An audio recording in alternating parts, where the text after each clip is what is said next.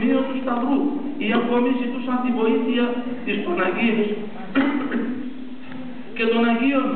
ή ακόμη πριν αρχίσουν τη μάχη ζητούσαν τις ευχές και τις προσευχές της Εκκλησίας, όπως ο Παύλος Μελάς είχε βάλει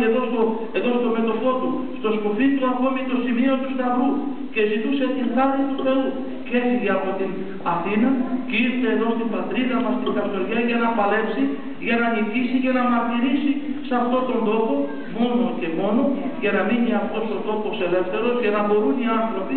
ελεύθερα κάτω από τον καταγάλωνα ουρανό της πατρίδας μας να λατρεύουν τον Θεό ενωσιότητα και δικαιοσύνη, αλλά και να έχουν αυτή την αληθινή σχέση με την Εκκλησία, με τη μητέρα Εκκλησία της Κωνσταντινούπολης και όχι με τους σχισματικούς της τότε εποχής, γιατί το σχίσμα είναι, θα λέγαμε, ο προθάλαμος της αιρέσεως, το οποίο μας αποξενώνει από τις αλήθειες και από το δόγμα και από την επικοινωνία της Αγίας μας Εκκλησίας με την πηγή που είναι το Οικουμενικό μας Πατριαρχείο και δεν μας δίνει τη δυνατότητα να έχουμε αυτή την κοινωνία και αυτή την παρουσία του Θεού. Να λοιπόν όλοι αυτοί οι αγωνιστές, να ο Παύλος Μελάς, το οποίο σήμερα τελούμε το μνημόσυνο, ζητούσαν στη ζωή τους και είχαν πάντοτε την χάρη του Θεού.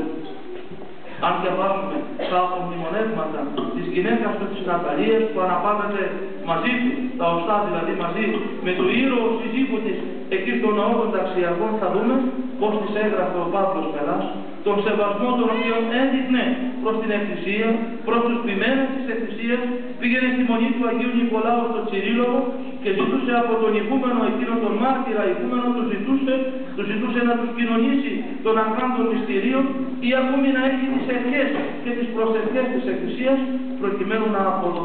να αποδειχθεί σε αυτόν τον δύσκολο αγώνα για την ελευθερία αυτού του τόπου. Γι' αυτό και το όνομά του είναι γραμμένο με χρυσά γράμματα μέσα στην ιστορία της πατρίδας μας. Γι' αυτό και μπορούμε σήμερα να ομολογήσουμε ότι αυτή η θυσία του πρωτομάρτυρος του Μακεδονικού αγώνα αλλά και όλων των Μακεδονομάχων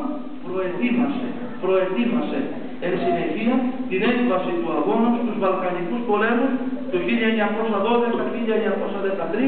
τον οποίο την εγκατοεντηρίδα γιορτάζουμε και πανηγυρίζουμε ολόκληρη η εθνικότατη Μακεδονία μας σήμερα και μάλιστα στη Θεσσαλονίκη έχουν και την παρουσία της εικόνας του Άξιου Ονεστή από το πρωτάτο του Άγιον Όρος για να εκδηλώσουν ότι πάντοτε οι αγωνιστές ήταν κάτω από τη σκέπη της Εκκλησίας, κάτω από τη μαρτυρία της Εκκλησίας και ότι πάλευαν για δύο πράγματα στη ζωή τους, για τον Χριστού την πίστη την Αγία και της πατρίδος την ελευθερία.